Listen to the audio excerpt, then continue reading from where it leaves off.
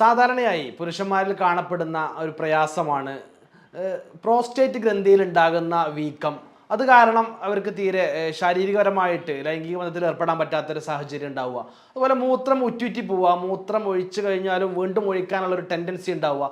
ഇങ്ങനെ തുടങ്ങിയ ഒരുപാട് പ്രയാസങ്ങളുമായിട്ട് സാധാരണ ഒരു 40 വയസ്സ് അല്ലെങ്കിൽ 50 വയസ്സ് കഴിഞ്ഞ ആളുകളിലൊക്കെ കാണപ്പെടാറുണ്ട്.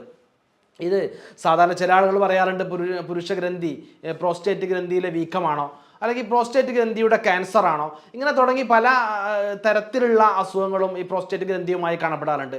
ഒരുപാട് ആളുകൾ ഇതിൻ്റെ സാധാരണ ഇതൊരു നിസാര പ്രശ്നമായി കാണപ്പെടുകയും അത് കൃത്യമായിട്ട് ചികിത്സിക്കാതിരിക്കുകയും എന്താണോ അതിന് പ്രശ്നം, മൂത്രം ഒഴിക്കാൻ ഒറ്റുറ്റി പോവുകയാണോ അതോ മൂത്രം കൃത്യമായിട്ട് പോവാതിരിക്കുകയാണോ, ആ ഫ്ലോ കിട്ടാതിരിക്കുകയാണോ, അല്ലെങ്കിൽ ലൈംഗിക ശേഷി ഉദ്ധാരണ പ്രശ്നമൊക്കെ ഉണ്ടാവുകയാണോ, അതിന് മാത്രം ചികിത്സ എടുക്കുകയും ഇതിൻ്റെ യഥാർത്ഥ കാരണം കണ്ടെത്താതിരിക്കുകയും ചെയ്യാറുണ്ട്.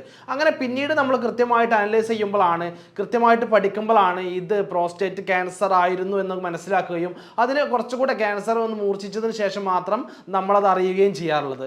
ഇന്ന് നമുക്ക് ഇത്തരത്തിലുള്ള ഈ പ്രോസ്റ്റേറ്റ് ക്യാൻസറുമായി ബന്ധപ്പെട്ട് അതിൻ്റെ റിസ്ക് ഫാക്ടേഴ്സ് എന്തൊക്കെയാണ്, അതിൻ്റെ ലക്ഷണങ്ങൾ എന്തൊക്കെയാണ്, അത് എങ്ങനെയാണ് തിരിച്ചറിയാൻ പറ്റുക എന്നുള്ള കാര്യങ്ങളെ കുറിച്ചൊക്കെ ചർച്ച ചെയ്യാം. ഞാൻ doctor Hisham Haider, doctor Hisham's health care, Calicut and Wandoor.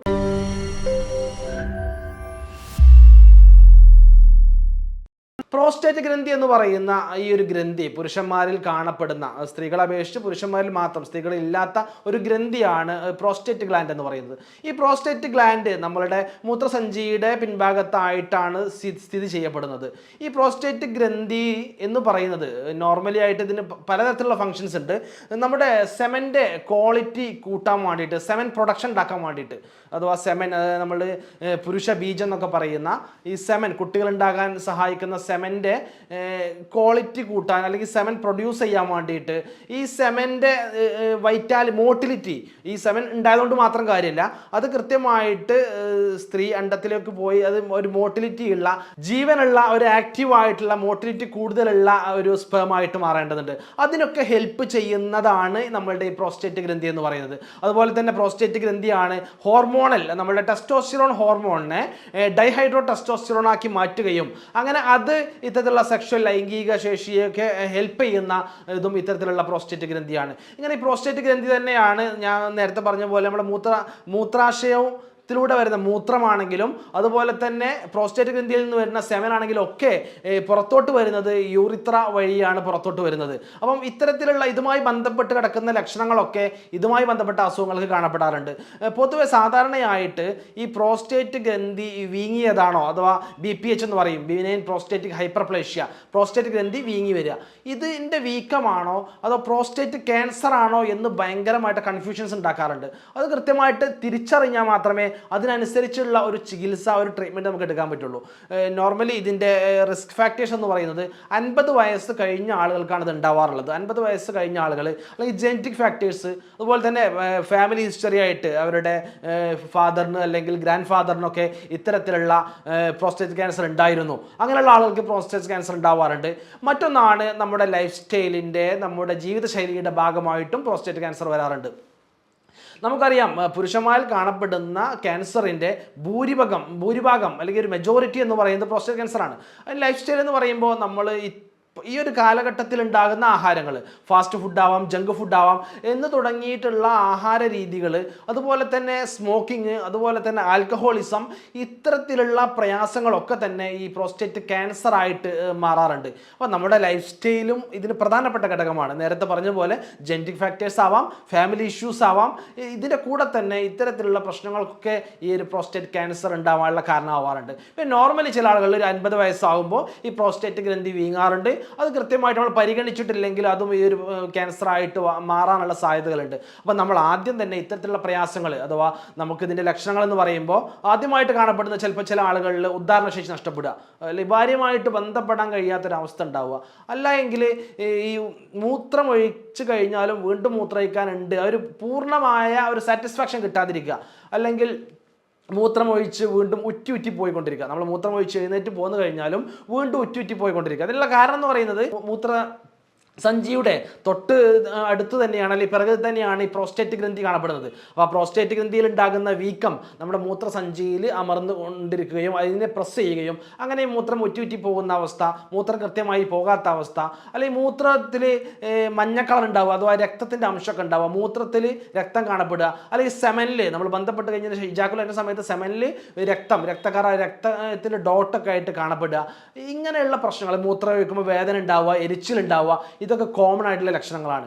സാധാരണ പ്രോസ്റ്റേറ്റ് ക്യാൻസറിനാണെങ്കിലും പ്രോസ്റ്റേറ്റ് ഗ്രന്ഥി വീക്കത്തിനാണെങ്കിലും ഒക്കെ ഈ ഒരു ലക്ഷണങ്ങൾ കാണപ്പെടാറുണ്ട്. അപ്പോൾ കൃത്യമായിട്ട് ഇത് എന്താണ് എന്ന് ഒരു ഡോക്ടറെ കണ്ടിട്ട് ഇത്തരത്തിൽ ലക്ഷണങ്ങൾ ഉണ്ടെങ്കിൽ ഉടനെ തന്നെ നിങ്ങളുടെ അടുത്തുള്ള നല്ലൊരു ഡോക്ടറെ പോയി കാണുകയും അത് എന്താണ് ഇതിൻ്റെ പ്രശ്നമെന്ന് മനസ്സിലാക്കിയതിന് ശേഷം മാത്രം ചികിത്സ എടുക്കുക എന്നുള്ളതാണ്. കാരണം ഇതിന് ചികിത്സയൊക്കെ ഉണ്ട്, മരുന്നൊക്കെ ഉണ്ട്. പക്ഷേ നമ്മളിത് ലേറ്റ് ആകുന്നു ഇതിനെ മനസ്സിലാക്കാൻ, അല്ലെങ്കിൽ നമ്മളതിനെ ഒരു നിസാരവൽക്കരിക്കുന്നു. എനിക്ക് ഇത്രയൊക്കെ പ്രായമായല്ലോ, ഇത്രയൊക്കെ ഏജ് ആയല്ലോ, ഇനി ഇതൊന്നും നോക്കേണ്ടതില്ല, അങ്ങനെ നിസാരവൽക്കരിച്ച് കളയുന്നു. അല്ലെങ്കിൽ താൽക്കാലികമായിട്ട് എവിടെന്നെങ്കിലും കിട്ടുന്ന ഒരു മരുന്ന് കഴിച്ചുകൊണ്ട് അതിനെ താൽക്കാലികമായിട്ട് ആശ്വസിപ്പിക്കുന്നു. ഇങ്ങനെയൊക്കെ ആകുമ്പോഴാണ് ഈ ബാക്കിലുള്ളത് ക്യാൻസർ ആണെങ്കിൽ അത് കൂടിക്കൂടി വരിക. അപ്പം ആദ്യമേ നമ്മൾ കൃത്യമായിട്ട് ഡോക്ടറെ കാണുകയും ഇത്തരത്തിലുള്ള പ്രയാസങ്ങളൊക്കെ ഉണ്ടെങ്കിൽ, ഇത്തരത്തിലുള്ള റിസ്ക് ഫാക്ടേഴ്സൊക്കെ ഉണ്ടെങ്കിൽ ഒരു പുരുഷന്മാരാണെങ്കിൽ നമ്മൾ എന്ത് ചെയ്യുക, കൃത്യമായി ഡോക്ടറെ കാണുകയും ഈ ഒരു പ്രശ്നം എനിക്കുണ്ടോ, എൻ്റെ പ്രോസ്റ്റേറ്റ് ഗ്രന്ഥിയുടെ സാധാ വീക്കമാണോ, അതോ പ്രായമായതിൻ്റെ പ്രശ്നമാണോ, അതോ ക്യാൻസർ സംബന്ധമായിട്ടുള്ള എന്തെങ്കിലും ഉണ്ടോ എന്ന് മനസ്സിലാക്കുകയും എന്നിട്ട് അതിന് ചികിത്സിക്കുകയും ചെയ്യുക എന്നുള്ളതാണ്. നോർമലി ഇതിൻ്റെ ടെസ്റ്റുകൾ എന്നൊക്കെ പറഞ്ഞാൽ ആദ്യമായിട്ട് ഈ PSA ടെസ്റ്റൊക്കെ ചെയ്യാറുണ്ട്. പ്രോസ്റ്റേറ്റ് സ്പെസിഫിക് ആൻറ്റിജൻ എന്ന് പറയും. നമ്മൾ ഈ PSA കൂടുതലായിട്ട് കാണപ്പെടും ഈ പ്രോസ്റ്റേറ്റ് ക്യാൻസറിന്. ചില കേസുകളിലാണെങ്കിൽ BPH പോലെയുള്ള പ്രോസ്റ്റേറ്റ് ഗ്രന്ഥി വീക്കത്തിലും ഈ PSA കൂടുതലായിട്ട് കാണപ്പെടാറുണ്ട്. എന്നാലും കൂടുതലായിട്ട് പ്രോസ്റ്റേറ്റ് ക്യാൻസറുകളിലാണ് PSA കൂടുതലായിട്ട് കാണപ്പെടാറുള്ളത്.